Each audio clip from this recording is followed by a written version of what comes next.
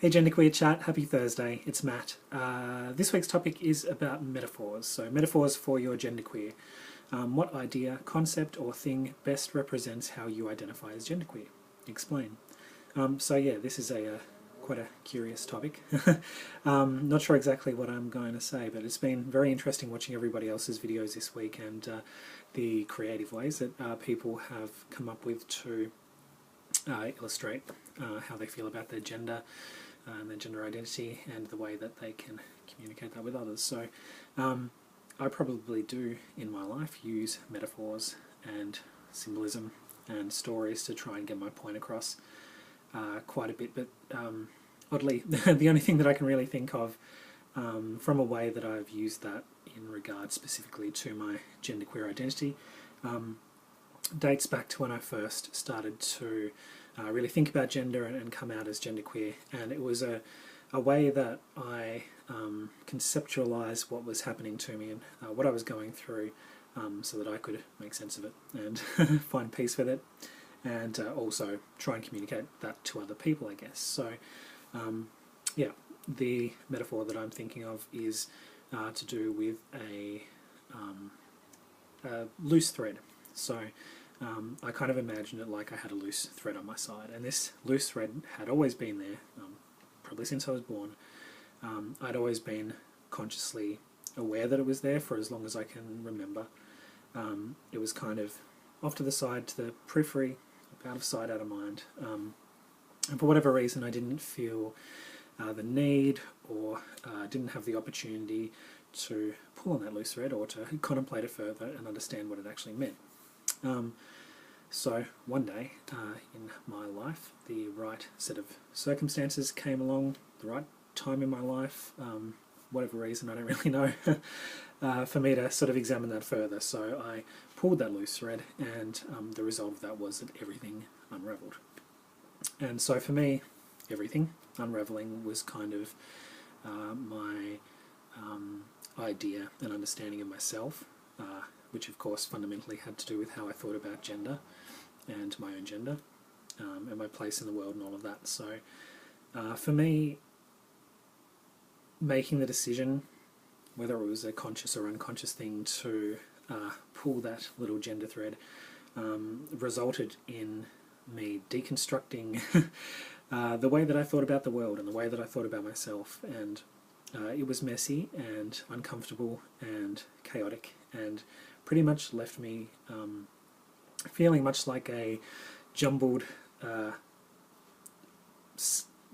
mess of thread lying on the ground, as if a woolen jumper had completely unravelled and had lost all its form and shape and pattern and design. So that's a dramatic way of thinking about it, but that's kind of how I felt. So everything was kind of crazy, and I didn't know what I thought I knew anymore, and I wasn't who I thought I was. So part of the process of going along my gender journey was learning to piece that all back together. So in some ways I kind of conceptualise my gender now as that I have knitted myself back together sort of with a new worldview and a new understanding, and that's been a process of that's happened over the course of time as I got more understanding of myself. And now when I look in the mirror, I see somebody that is more of a complete picture than what it was a year ago, or 2 years ago, or 3 years ago.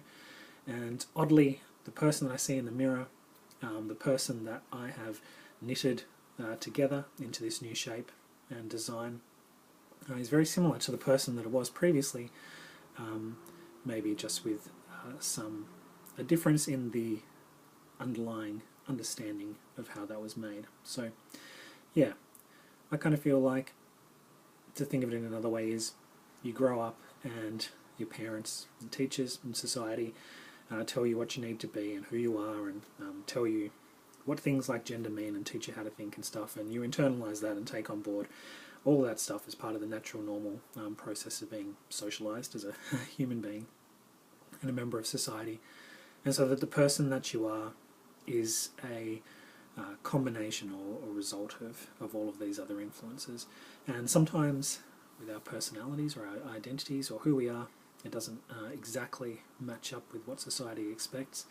and sometimes we do have to deconstruct ourselves and strip it down to the bare bones, and sort of rebuild ourselves, so to speak, in order to understand ourselves and be true to ourselves. So that's an elaborate way of putting it, but that's kind of how I feel about my gender and the journey of coming to understand that. So yeah, cool topic. Awesome videos this week.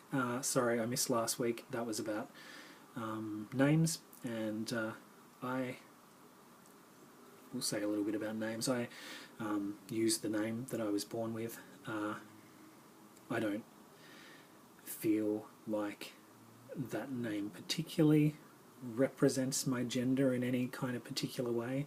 I know that Matthew, which is of course my longer part of my first name, is obviously a male name. I haven't encountered any female people with that name necessarily, but I find that if I shorten it to Matt, which is pretty much what I've done for the majority of at least my adult life, people have always referred to me as Matt. Even my parents refer to me as Matt now. For me, that is slightly more acceptable.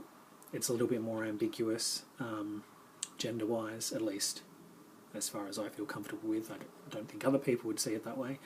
And yeah, it's okay. I don't have any intention to change my name. I wouldn't know what I wanted to change it to. Although, interestingly enough, a few years back, before I really started to think about my gender, before I pulled the metaphorical thread, I was actually playing around with changing my name. And it was just in silly little ways, insignificant little ways, like on sort of social networking things, or like gaming type things, like, what was it? I think it was when I had a Nintendo Wii.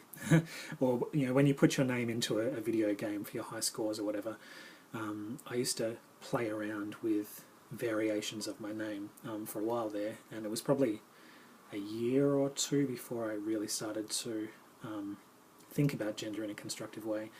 I'd started to change my name around to Maddie with D's instead of T's, because that, without me realising that what I was going for was something more feminine or softer, that was kind of what I was doing, I think. And yeah, so that was an interesting kind of experience. I was already playing around with my name and my identity before I really started to think about it too full on. Yeah, okay, that's all I got to say. So see you next week, and have a good week, and see you later.